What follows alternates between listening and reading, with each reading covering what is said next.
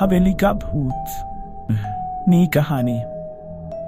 रूहानी ताकतें हमारे आसपास हमेशा मंडराती रहती हैं। उनकी एक अलग ही दुनिया होती है जो वास्तविकता में तो दिखाई नहीं देती, लेकिन कुछ घटनाओं से महसूस जरूर होने लगती है।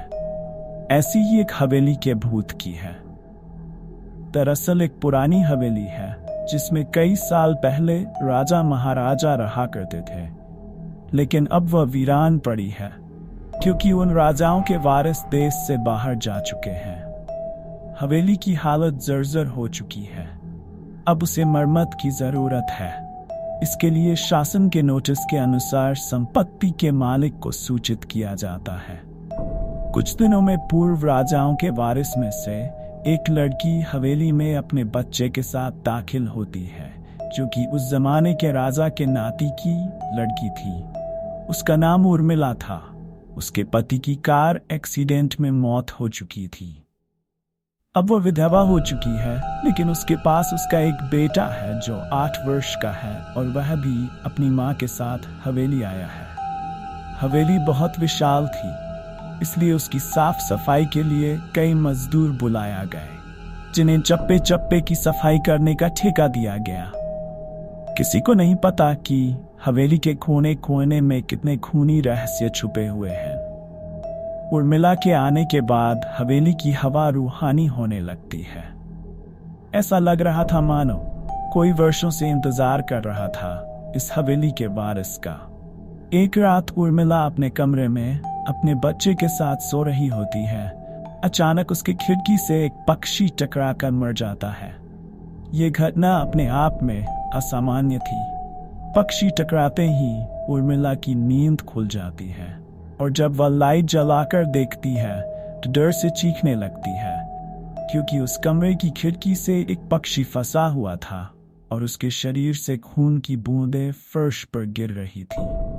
नजारा इतना भयावह था कि वह अपने बच्चे को उठाना नहीं चाहती थी, लेकिन उर्मिला हिम्मत करके उस पक्षी को खिड़की से बाहर फेंक देती है। लेकिन इसके बाद उसे रात भर नींद नहीं आती और वह सुबह तक जागती रहती है।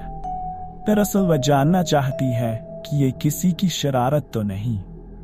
सुबह होते ही वह अपने यहाँ काम कर रहे मजदूरों से जाकर कहती है कि रात को मेरे कमरे की खिड़की पर कोई पक्षी आकर टकराया था और तुरंत मर गया। क्या तुम लोगों में से किसी ने यह हरकत की है? क्योंकि पक्षी खुद ब खुद तो खिड़की से नहीं टकरा सकता। मजदूर कहते हैं, नहीं, हमने तो खिड़की से नीचे किसी पक्षी को मरा हुआ नहीं देखा। हम तो अभी वहां से चले आ रहे हैं। और जब सभी जाकर देखते हैं तो वहां वह पक्षी नहीं होता। उर्मिला घबराने लगती है कि ये क्या? यहाँ तो पक्षी होना चाहिए या कम से कम खून की कुछ बूंदें दिखनी चाहिए, लेकिन यहाँ पर पक्षी का एक पंख तक नहीं पड़ा हुआ। उर्मिला सभी मजदूरों को कहती है कि हवेली में बहुत सी कीमती चीजें और मूर्तियां हैं, संभाल के साफ सफाई करना। मजदूर अपने अपने काम में लग जाते हैं। उर्मिला अपने बच्चे के साथ कमरे में टीवी देख रही होती है कि अचानक हवेली की छत से एक मजदूर नीचे गिरता है। उर्मिला को अचानक लोगों की आवाज सुनाई देती है। वह भागकर खिड़की से नीचे देखती है तो एक मजदूर की लाश पड़ी होती है। उर्मिला कमरे से नीचे आती है और इसके गिरने का कारण पूछती है। लोगों के जवाब अलग अलग होते हैं।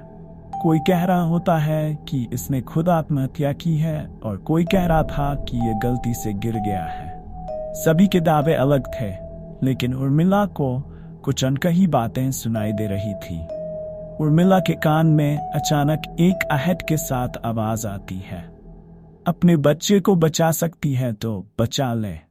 उर्मिला ये वाक्य सुनते ही अपने कमरे की तरफ भागने लगती है, क्योंकि कमरे में उसका बच्चा अकेला टीवी देख रहा होता है। जैसे ही उर्मिला कमरे में पहुंचती है तो उसका बेटा खिड़की से कूदने वाला ही होता है कि उर्मिला उसका पैर पकड़ लेती है और वह खिड़की से लटक जाता है।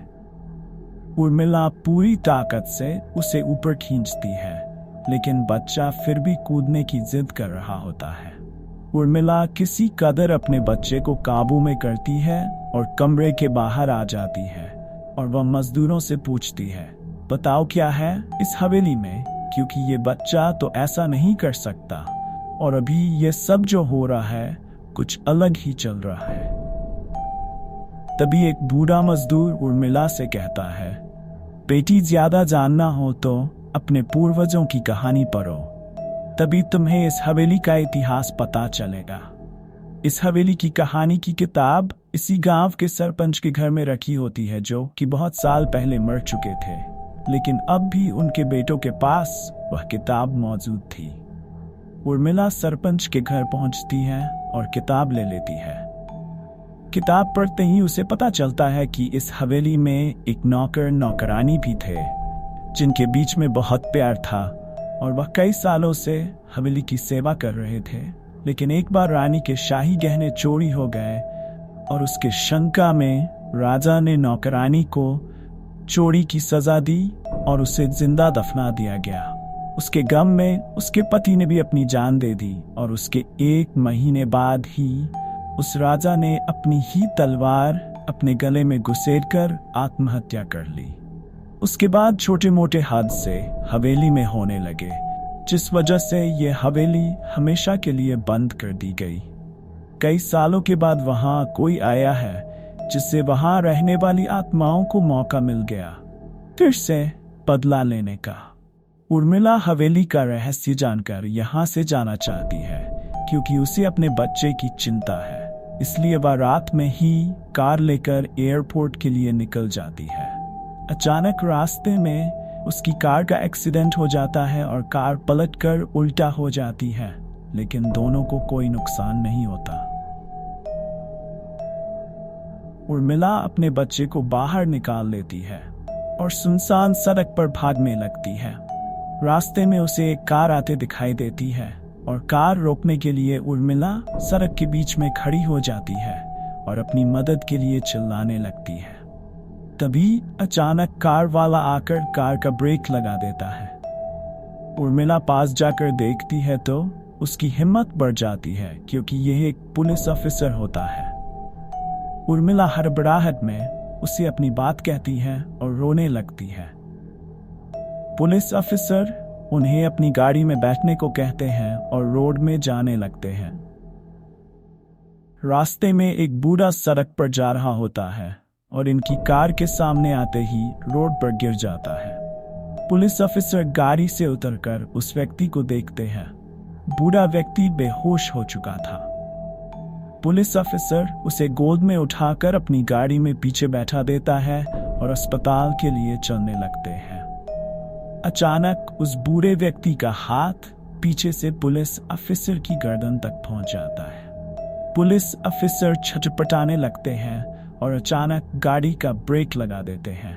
गाड़ी की स्पीड कम होने की वजह से कार वहीं खड़ी हो जाती है और ऑफिसर अपनी गन निकालकर बूढ़े की तरफ निशाना लगाकर गोली चला देता है। बूढ़े की सर में गोली लगने से भी उसकी जान नहीं जाती है।